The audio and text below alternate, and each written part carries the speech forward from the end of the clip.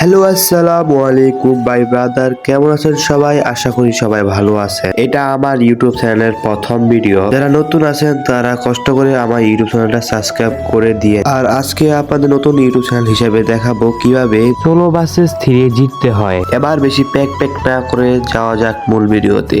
আমরা চলে আসলাম ম্যাচে, এখন ম্যাচ স্টার্ট দিয়ে দিলাম, দেখা যাক কি হয়। চলো